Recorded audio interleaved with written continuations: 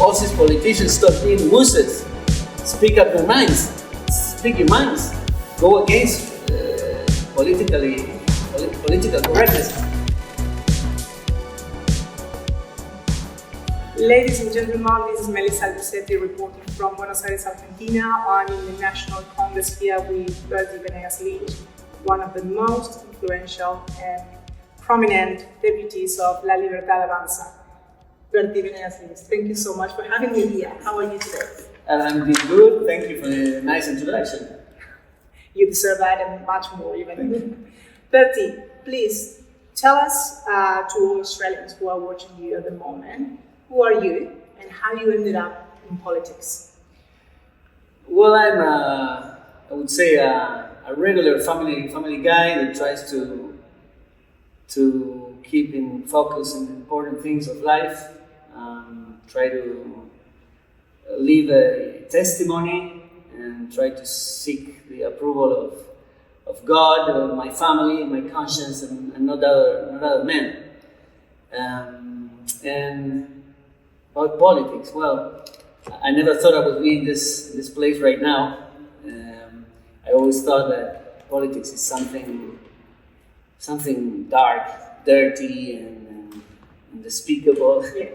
And it's bring together people, unsuccessful people that cannot make it in the private sector, cannot sell goods and services like everybody else that other people are willing to pay voluntarily, and also narcissistic guys with this twisted minds that want to guide other people's lives and telling them what's good for them. So when I get into this, I realize that it's much worse than I imagined. But however, the only way to, if your liberty depends on your jailer or your kidnapper, you got to get into the system to take the key away from them, to set yourself free. So the only way is getting into politics. Obviously, I get into a much easier path behind Javier Milei. It's been for years, eating bullets from everybody because he is affecting privileges. So he paved the path for us. So it's much easier, the same way that my grandfather and my father did for a long time. My father really still does. And I took the advice from them. I've been doing my activities in the private sector for my whole life, but I took that advice from them. That is that apart from the decision I make, how do I get through life, it's very important to be a part of the cultural battle, because no one is going to defend your freedom, your rights, but you. Right. Mm-hmm. That's a great and I remember when my father, when Javier started this journey, the first time I watched him on TV, I called my dad. I said, "Dad, listen to this guy. It's incredible." And well, at that time, my father already knew Javier. They met at a very well-known restaurant in Buenos Aires, and they exchanged books and have a nice chat there. But it's all about cultural battle. This change is about that. And let me tell everyone, Bertie's father is the leader, the pioneer of libertarianism in Argentina, isn't he? Well, I would give credit also to my grandfather. Since 1942, imagine that. Working, it's a long story, but it was a relentless journey for him. All his life dedicated to. He's a great champion of freedom, my grandfather. Yeah. You come from a very good family, Bertie. Very good family. So, from your perspective, why has Argentina managed to have the world's first libertarian candidate or president at this moment? Well, towards cultural battle. That's the thing. if you watch around you, you will see all the advancement of civilization that is linked with an idea first. Medicine, put it in the air, 300 tons of metal in planes, and thinking about pre-industrial era. The life expectancy was 25 years. So we became a long way from there, and it's because of ideas. It's because of ideas, and this connects also with politics. John Stuart Mill said, this is a great quote of him. It says that every single idea goes through 3 stages. The first one is the reason, then discussing about the idea, and then the adoption of that idea. So that was what's going on here in Argentina with the ideas. And I think about cultural battle with this allegory, like an iceberg. 90% of the ice mass is under the water. You cannot see that, and that's a cultural battle. And the 10% above the water is the possible changes that occur. But you have to be there above the surface, building that possibility, and that's the cultural battle. But we have to have the moral responsibility to be involved, every one of us, because Edmund Burke, another philosopher from Ireland, he said that all what evil needs to take over the world is having enough good people doing nothing. That's correct. That's a good phrase. That's a very good phrase. And that's why Javier Milei basically became so important in Argentina, because he was willing to expose himself against all these leftists, and he didn't care about it. He didn't care that he was called a fascist, a right-wing, a populist. He didn't care. He knew exactly what he wanted and pursued that. And that's why it's so important, the cultural battle at this moment in the Western world. Going to what happened in the Congress a couple of weeks ago with the basis law, it was being rejected, unfortunately. However, do you think it was a victory or was a defeat for the government? Yeah, I wouldn't put it that way, victory or defeat for the government. It was eventually something that slows down the going back to the constitutional principle. This is for the people. But the thing here is that congressmen are still they don't want to give up their privileges, even though this cost is enormous for the people. It's enormous for the incentives for work, for savings, for investment. That are the things that make the wages better in real terms.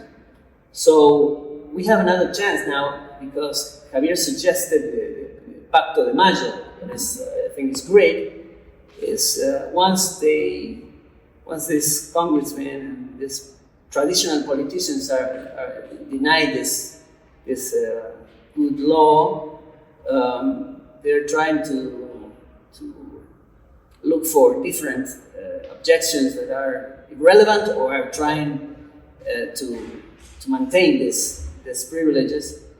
And they say it was too long, too transversal, and everything.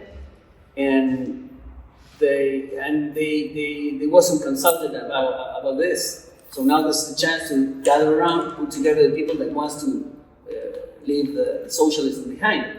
So it's another chance to make things right. That's great. That's right.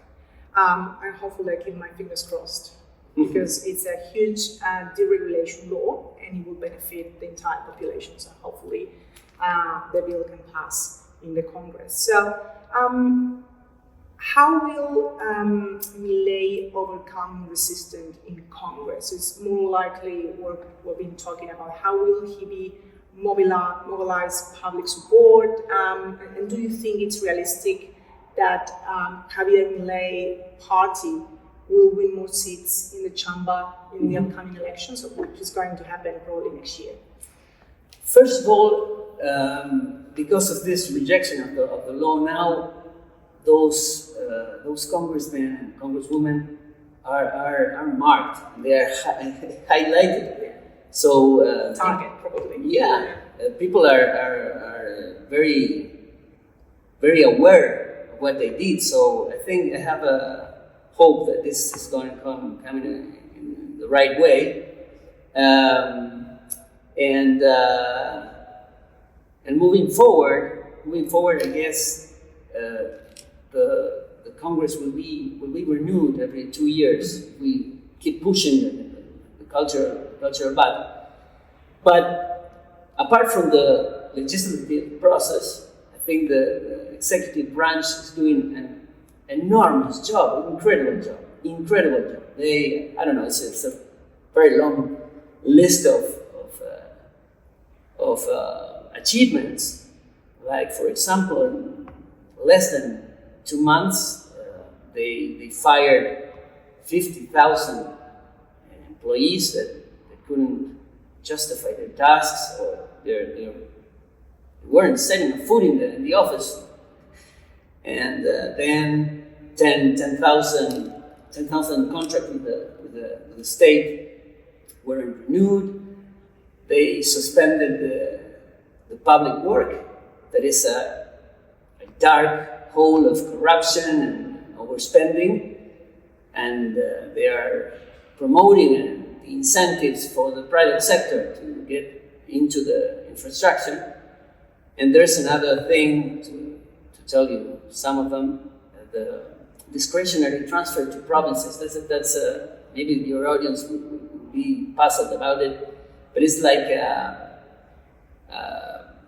blackmailing game from the national federal government with the provinces of rewards and punishment that is unacceptable. So they stopped doing that. It's a lot of taxpayers' money.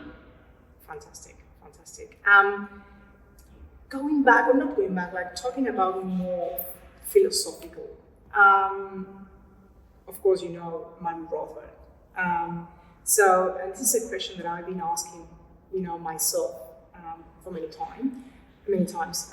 So, Manu Rothbard wrote a paper called Right-Wing Populism in the 90s, and he specifically, he was upset with Hayek about that libertarians are not doing enough. They are keeping themselves in academia, and they are not exposing themselves enough in the media to promote our values. So he said, well, we have to go through the pathway of right-wing populism.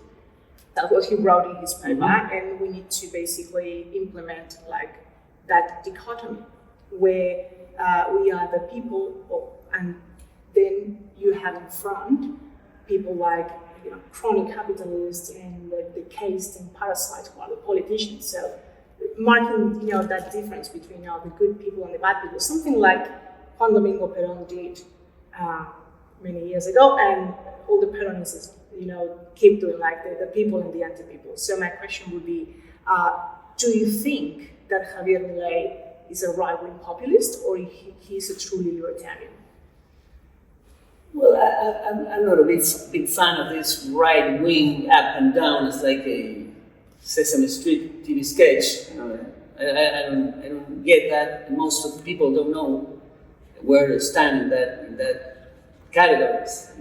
I think it's more for intellectually lazy people that they prefer to label a person instead of discussing ideas. Take the example of Juan Domingo Perón. Juan Domingo Perón was an Argentinian tyrant, and he was in the military force. He was part of a revolution against constitutional government. Then he through elections, he was a president that oppressed the people, their political opponents, the media, and then also their policies were like the so-called left would be agreed on. That is, redistribution, social justice, tax to rich, and printing money like a maniac, and giving away money for artists to buy the wheels and the national industry. Well, so that's a chameleon. Where do you label that guy? That's one. So, according to your question, Milei, there's no way you can say that he's a populist. Okay? There's no way. So they've been throwing at him all kind of BS to him in all this process, and he declared himself anarcho-capitalist, as Murray Rothbard coined it. But he's aware of the restrictions of democracy and what is now Argentina living. And democracy, the conception of the democracy, he believes more in a minarchist state. Leandro Enealem, he was the founder of the Unión Cívica Radical. He was a liberal in the classical term, right? Yeah. And he said that the best government is the government that governs the least. So I think that's the take of the government that Milei would assume right now. Uh-huh. That leads me to the following question, and it's like Milei has attended to the CPAC recently in Washington. So he met Trump. So in Australia, many people think that Milei is Trump. To me, I might be wrong, but to me, Trump is more protectionist, nationalist. However, Javier is more libertarian, and he wants a very small government. He wants to destroy the central bank, something that Trump doesn't want to. So for those Australians who are watching at the moment, do you think Milei is Trump and Trump is Milei? And what are the similarities and differences that you can observe? I agree on your analysis of them and the differences. I agree on that. But I think that in the international scene, international concert, I think we have to bring together the people that are willing to leave the socialism behind. So the discussion, the fine-tuning between conservatives and libertarians, I think is kind of silly from that point of view. But I think philosophically, I think it's important to set the difference in knowing who is who. But I think that the Bolsonaros or the Trumps and the La Calle Pou in Uruguay and Javier Milei, Meloni in Italy, and all these presidents or candidates, I think we must get together for this purpose, because the socialism is something that is relentless about how they operate their cultural battle through the media, mainstream media, through education, through indoctrination. So it's a tough job to do, to consider these questions that are more from the academic or philosophical point of view, not politics. That's correct. So you are mentioning that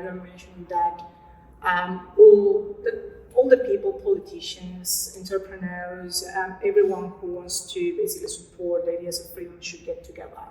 So in Australia at the moment is a bipartisan, world politics at the moment, and we have the Labor Party and the Liberal Party and the Nationals. They basically form a coalition. They alternate in power, but sometimes we have a third party called the Greens, who are the Kirchnerist and the Peronist, or it's a mix. You can tell that by the name of the party. Correct, you can tell by the name of the party. They are very left-wing radical, okay, and they support probably most of the Labour Party's policies. Now, how do we turn people into libertarians based on that concept? It is very hard that a very small, minor party, gets elected officially. but because of the system we have. But how do we turn people into libertarianism? And also, how do you think politicians from the Libertarian Party should basically, they should become more aligned to like a big, let's say, center right-wing party with the Liberal, the Nationals, and the Libertarians to defeat socialism, like the Labour and the Greens? Or do you think that we have to be all together, or we should keep aside and keep an eye on what they are doing, watching, and turn people into libertarianism? So basically move them to the ideas we want to. Here in Argentina, we had that experience with Mauricio Macri, and that went wrong. And I don't know if you know Dee Snider's a famous rock star. He was the singer of, he's the singer of Twisted Sister, rock band. And he has an autobiography called Shut Up and Give Me the Mic. And it's very interesting and funny guy. And in that book, in a chapter, he gave to the reader life lessons of his rise and fall in rock and roll, and he rised again. He reinvented himself. Very interesting. And one of the lessons was your band is just as good as your weakest link.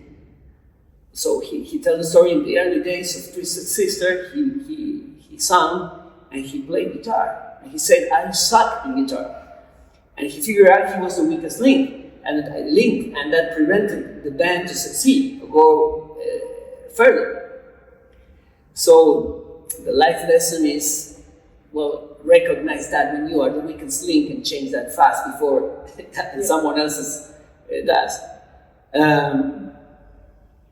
So in the political point of view, this allegory, I think that if you bring together some sort of social democrats, well, you will have less substance in your output. So at least you're lucky enough to have Javier Milei leading the way. This is a very, very important point there, because Javier Milei is going to tackle socialism, helmet first to the chest for a fumble, and he always will be like that. So you're not going to have mild changes with him. So you can bring together people that maybe they're not committed with liberalism, but you have a little way that set the tone. Mm-hmm. That's correct. I'm going to ask you a very tough question right now. It's a question that many politicians cannot answer in Australia at the moment, so hopefully Bertie will have an answer for me. See. What is a woman? Do you know? What is a woman? What is a woman? There's a Matt Walsh documentary that is called "What is a Woman?" that I recommended to your audience. It's incredible and it's very scary, because it's like the shows how the left is have in mind scandalizing children, basically. So we are discussing stupidities nowadays with all these things and ways that socialism puts some sort of these guys to present themselves with the same core. So what is a woman?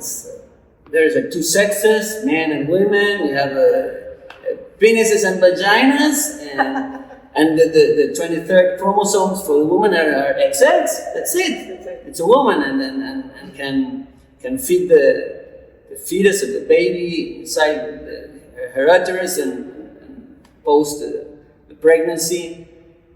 There's no discussion about it. But the thing is, this subversive culture are trying to set us the thing that a cat is a dog and a dog is a cat. So I think we are losing a lot of energy in this stupid discussion. No, that's correct. And that leads to my next question.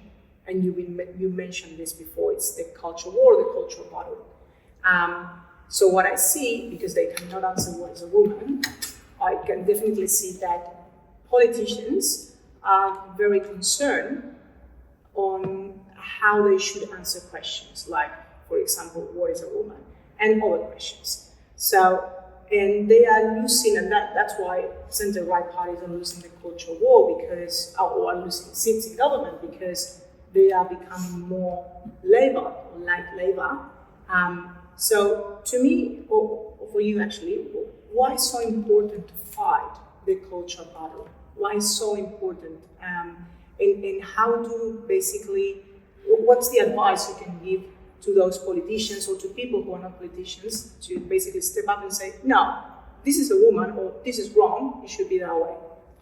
Because they are afraid of criticism. To all these politicians, stop being WUSSES. Speak up their minds. Speak your minds. Go against political correctness. This is because the traditional politician is always trying to have the temperature and listening to what's the beat of the drum of the people, and he have no thoughts of their own. What is important for them are the votes, and that's not good. And that's a traditional politician that must change the way it is for changing the status quo. You gotta change it. That's what Milei did. So I think that take the example and the drive of people that are in politics and try to break that ice, because otherwise we're not going anywhere. So Bertie, while liberals understand that the price controls, government intervention, it's in the economy is what is, causing the increase of cost of living at the moment in Australia. Unfortunately, mainstream media and people think that this increment of cost of living is basically related to either migrants or the rich or the market who are buying properties, or the supermarkets who basically are increasing the prices because they want to increase prices, and it's not the government. How would you make them understand that it's actually government policies that are causing that people are suffering at the moment? Well, it all came down to education, as we were speaking. We've been indoctrinated for a long time. We were taught that we must hate and despise and reject capitalism. That is the system that took all the population out of poverty.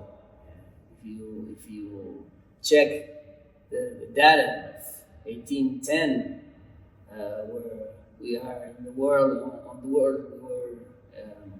1,000 million people, 95% of the population live under $1 a day.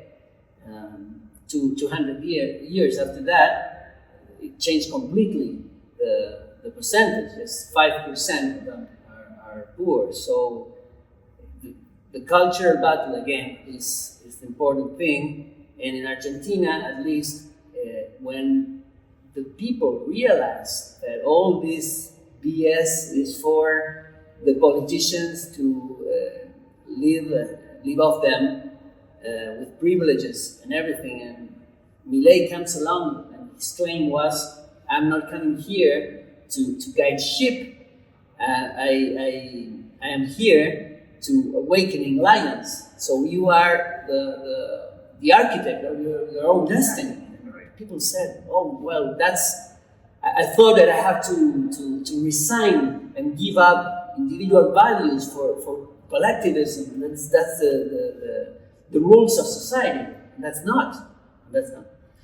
And talking about the housing crisis, we've been through that too because of a law about that and restriction. And when two parts gets along in the terms of renting a house, suddenly appears the state in the middle and said, no, this is an injustice. I have to regulate this. So turns out to be a catastrophe, and the renting market was a disaster. And now, with the decree of necessity and urgency that is active right now, one of the things are getting rid of that law, and the market went back to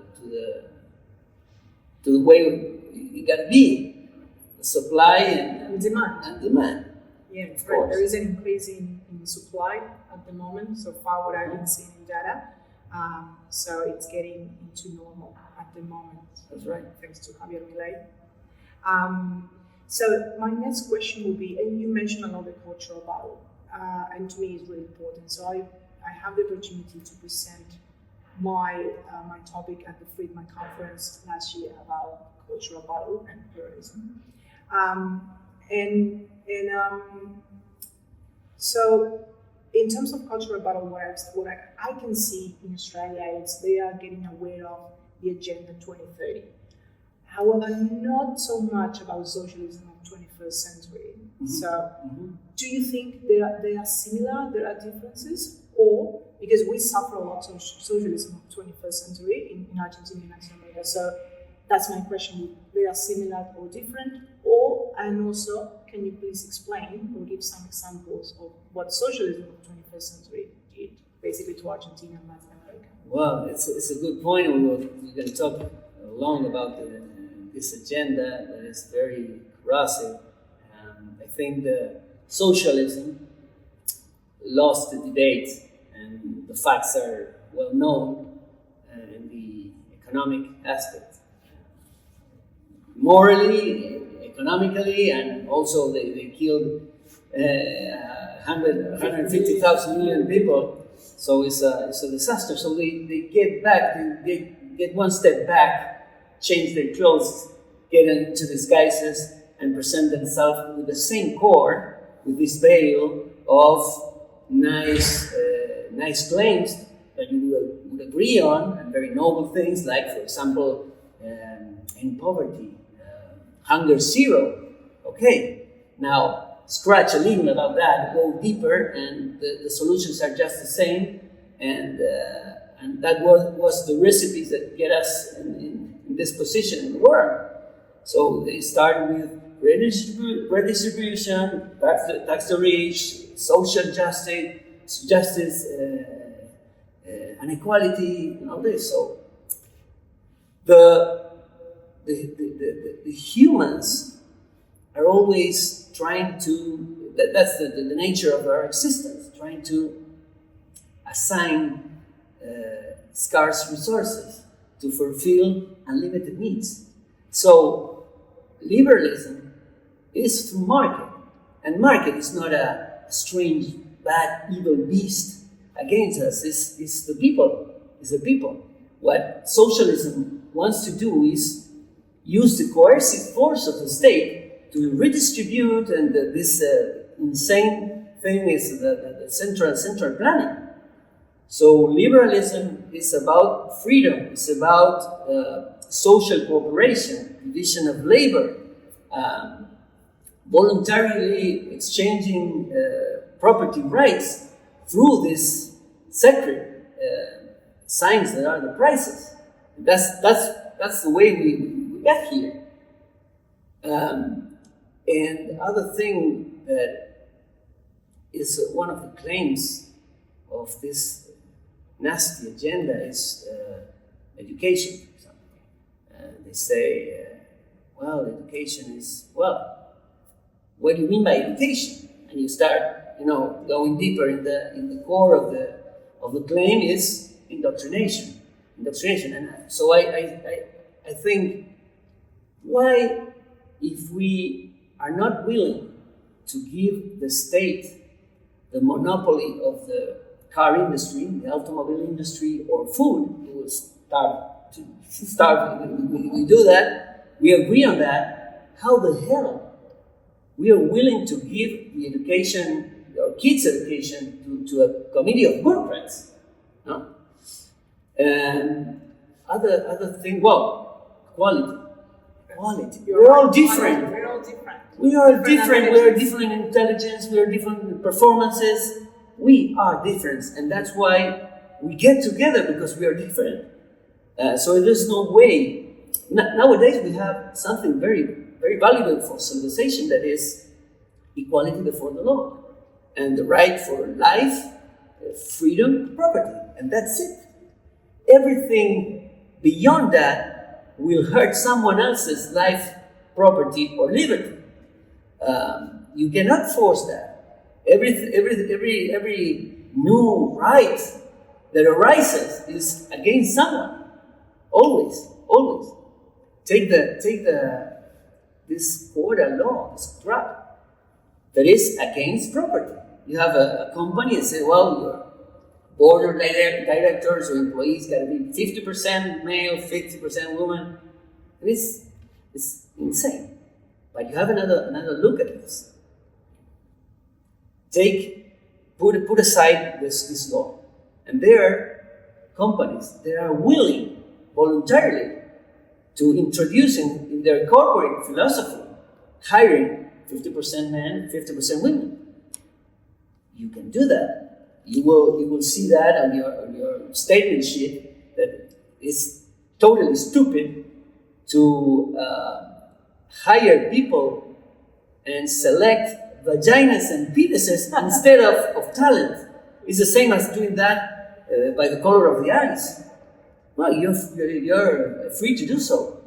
But I'm not naive enough to see that there are funds and international organizations that are backing up all this crap, and they are financing this company in order to have this agenda and the mainstream media. This is very powerful thing. So I think we have to search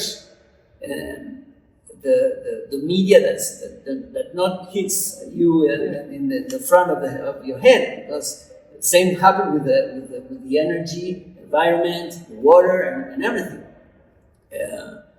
We've been going through a incredible statistical fraud with the environment. This man-made global warming, and if you can see in the history, every 10 years it comes this cataclysm. They announces and terrorize the population that somehow will be a new ice age that will turn Manhattan into big ice cube, and everybody's running like crazy, and nothing happens. And the next decade, they say that it's gonna be enough heat. They're gonna, set our head on fire. Global boiling at the moment. Of course, it's crazy. And this Kyoto and Paris agreements, you say this scientists, their biggest asset is the doubt. It's the doubt and provisional knowledge. So how in the world these guys gather around a table and sign a document that said, this is the truth, this is not to be questioned and disputed, arises some eyebrows, right? And I think that scientists are paid for solving problems. And maybe a way they get into that green solutions, taxpayers' money, is creating a problem that doesn't exist. Al Gore, take Al Gore. Al Gore received the Nobel Prize. The Nobel Prize for the biggest, he's the main character of this fraud. An Inconvenient Truth, that film, that in fact, if you follow his statistics, by now Manhattan should be underwater, and most of the state of Florida. It's absolutely crazy. And my last question before your time.